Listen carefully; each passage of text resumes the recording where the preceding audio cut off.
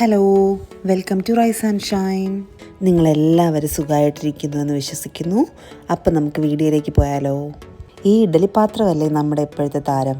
അപ്പം നമുക്കും ഇഡ്ഡലി പാത്രത്തിൽ സ്റ്റീംഡ് ചിക്കൻ സാൻഡ്വിച്ച് ചെയ്ത് നോക്കാം. അതിനായി ഞാനിവിടെ ചിക്കനെ ചെറുതായി മുറിച്ച് കുറച്ച് മുളക് പൊടിയും ഉപ്പും ചേർത്ത് മിക്സ് ചെയ്ത് ഇഡ്ഡലി പാത്രത്തിലേക്ക് വെച്ച് കൊടുക്കുന്നുണ്ട്. എല്ലില്ലാത്ത പീസാണ് ഇതിന് വേണ്ടിയിട്ട് എടുക്കുന്നത്.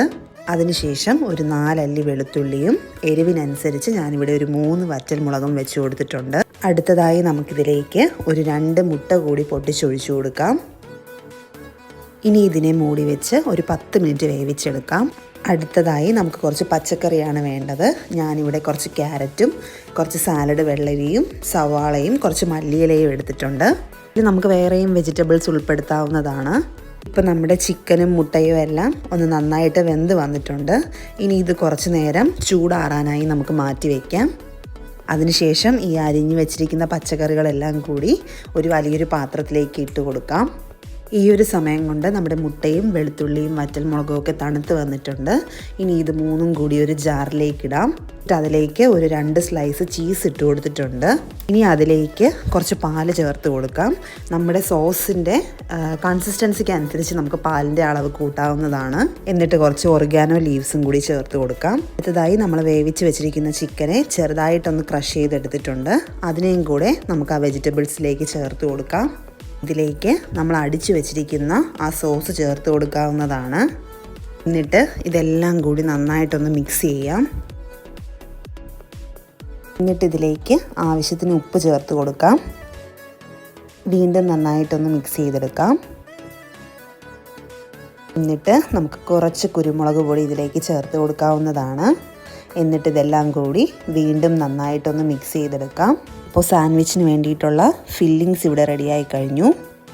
ഇനി അടുത്തതായി ബ്രെഡ് കുറച്ച് ബട്ടറിലിട്ട് നമുക്ക് ജസ്റ്റ് ഒന്ന് പൊരിച്ചെടുക്കാം. എന്നിട്ട് പൊരിച്ചെടുത്ത ബ്രെഡിലോട്ട് നമുക്ക് ഈ ഫില്ലിങ്സ് വെച്ച് കൊടുക്കാം. ഈ സാൻഡ്വിച്ച് വളരെ ഹെൽത്തിയാണ്. ഇപ്പോൾ കുട്ടികളൊക്കെ വെജിറ്റബിൾസ് കഴിക്കുന്നില്ലെങ്കിലും ഇങ്ങനെയൊരു രീതിയിൽ നമ്മൾ ഈ സാൻഡ്വിച്ച് ഉണ്ടാക്കി കൊടുക്കുമ്പോൾ അവർ തന്നെ അറിയാതെ വെജിറ്റബിൾസ് എല്ലാം കഴിച്ചു പോവും. കുട്ടികൾക്കും മുതിർന്നവർക്കും ഒക്കെ ഒരുപോലെ ഈ സാൻഡ്വിച്ച് ഇഷ്ടപ്പെടും. നിങ്ങളെല്ലാവരും ഈ സാൻഡ്വിച്ച് ട്രൈ ചെയ്ത് നോക്കണം. നിങ്ങൾ കുറേ പേരൊക്കെ ഈ സാൻഡ്വിച്ച് ട്രൈ ചെയ്തിട്ടുണ്ടാവും. ഇനിയും ആരെങ്കിലുമൊക്കെ ഈ സാൻഡ്വിച്ച് ട്രൈ ചെയ്യാനുണ്ടെങ്കിൽ ഉറപ്പായിട്ടും ഉണ്ടാക്കി നോക്കണം. നിങ്ങൾക്കുള്ളതാണ് ഈ വീഡിയോ. ഇതൊരു മസ്റ്റ് ട്രൈ ഐറ്റമാണ്, കൂടാതെ ഹെൽത്തിയുമാണ്. എന്നാൽ പിന്നെ എങ്ങനെ, വേഗം പോയി ഇഡ്ഡലി പാത്രം എടുക്കുകയല്ലേ. നിങ്ങൾക്കെല്ലാവർക്കും ഈ വീഡിയോ ഒരുപാട് ഹെൽപ്ഫുള്ളായിരിക്കും. ഈ വീഡിയോ നിങ്ങൾക്കിഷ്ടമായെങ്കിൽ ലൈക്കും കമൻറ്റും ചെയ്യാൻ മറക്കരുത്. കൂടാതെ എൻ്റെ ഈ ചാനൽ സബ്സ്ക്രൈബും ചെയ്യണം. നിങ്ങളുടെ ഓരോ അഭിപ്രായവും എന്നെ കമൻറ്റിലൂടെ അറിയിക്കുകയും വേണം. ഇതുപോലുള്ള കൂടുതൽ വീഡിയോസുമായി ഞാൻ ഇനിയും വരുന്നതാണ്. അപ്പോൾ അടുത്ത വീഡിയോയുമായി എത്തുന്നത് വരെ ബൈ ബൈ.